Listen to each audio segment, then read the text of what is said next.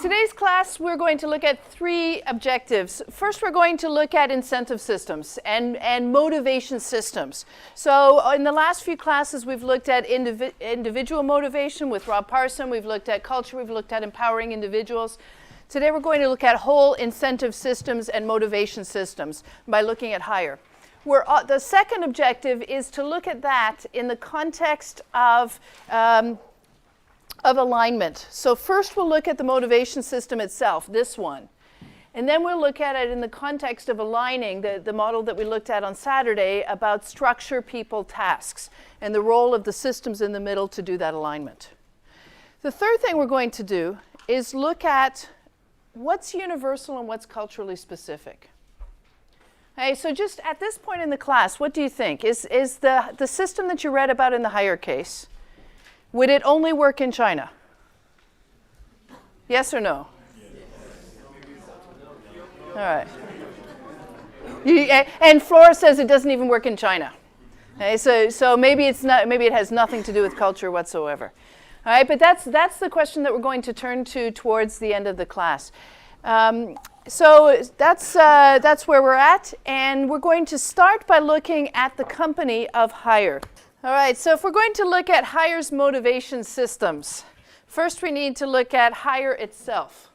How is it doing? So Jason, let me start with you. How's hire's performance? You like it? Do you not like it? Like it since initially. Like it lots? Like it a little? I like it a lot, actually. Okay. Initially they were struggling a bit, but as time went on and the implementation of all the performance metrics definitely has helped them grow.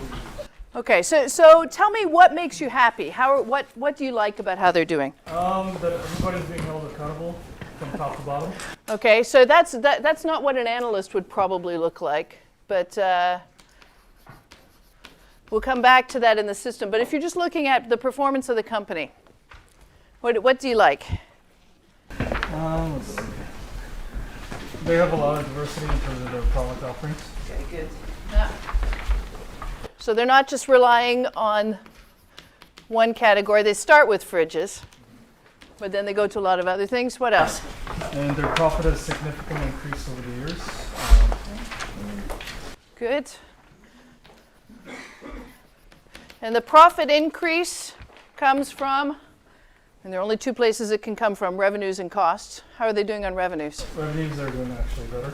They had significant growth over the years as well. Good. And are they managing to keep the cost down, or are the costs? I mean, you don't have all the detail on this, but what do you think? I'm not too sure about that. Yeah. What's your guess? Are they high cost? Are they low cost? They're pretty low cost, right? So the profit increased. That's why the profit increase is pretty stable. Okay. Let's just do a quick buzz group on that. All right. Think about hire in the 1980s. Okay, 1985 when they first started, when Chairman Zheng first came in. Okay, and think about the system that he was doing there, particularly around the people that were there and the systems that these people are used to and what his ambitions are. Okay, so buzz group is around the nature of the alignment here, and do the systems play a role in achieving alignment? Or are there better systems to do that? Okay, it's kind of an ambiguous buzz group question, but take a minute at it. So it was kind of an ambiguous question, but basically now we're starting to pull in context. So give us some insight on why this alignment is so powerful here.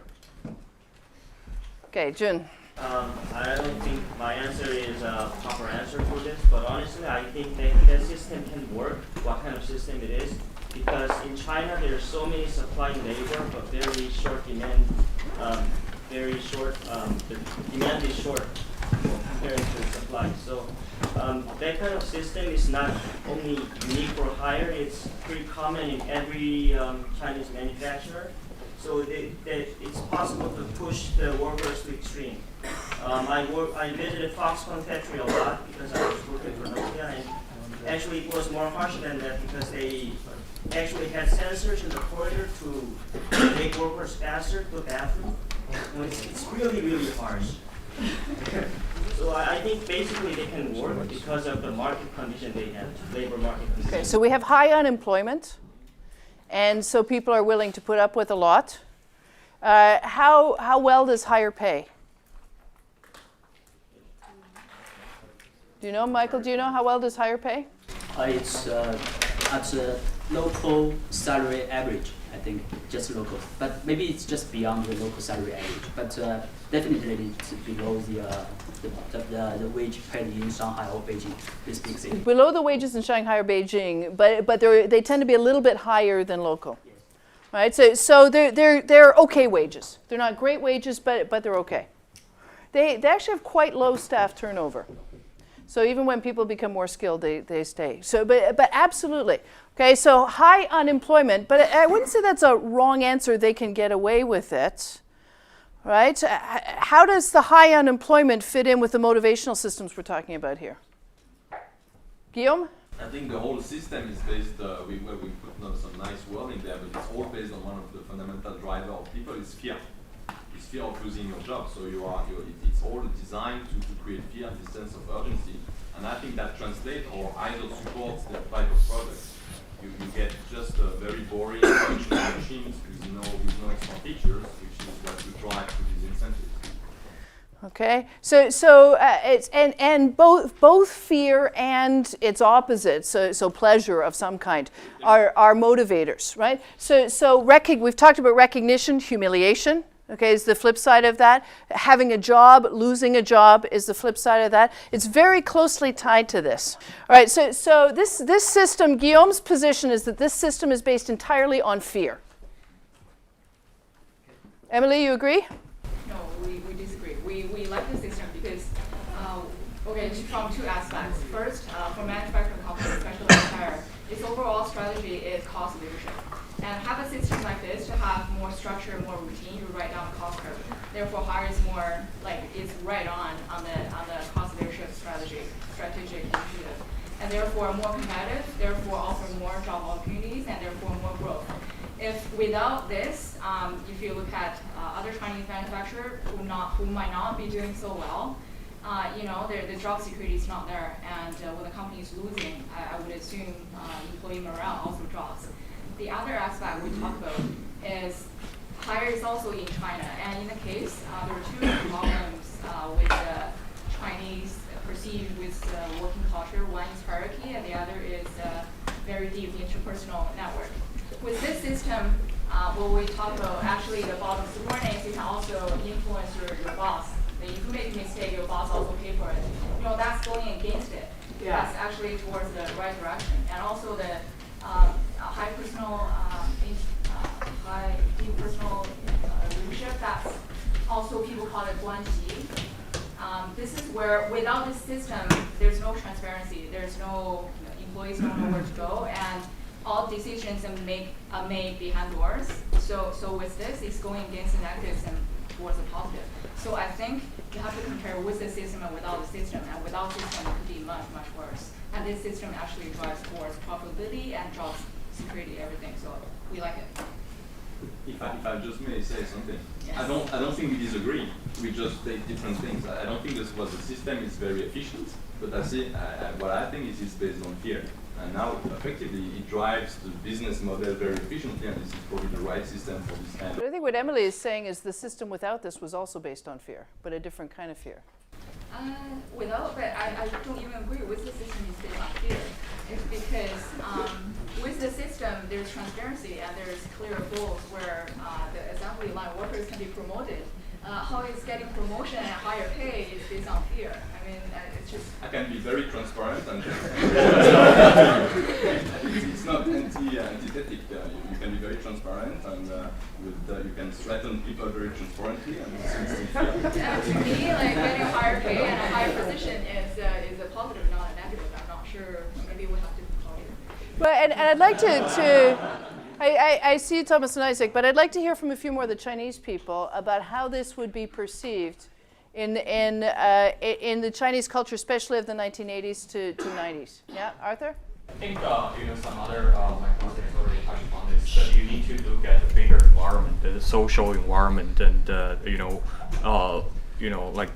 at what time they were implementing those, basically those measures.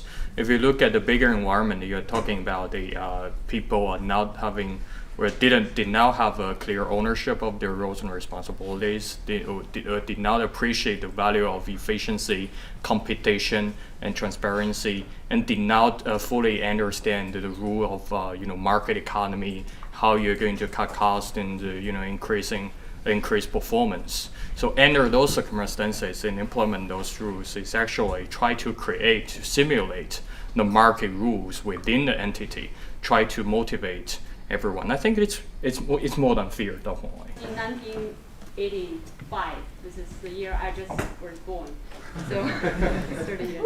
So at that time, people really work most people work in government or state-owned firms, and then people don't really have a headcount, and then don't have they just finish the work, and then they get fixed payment every month.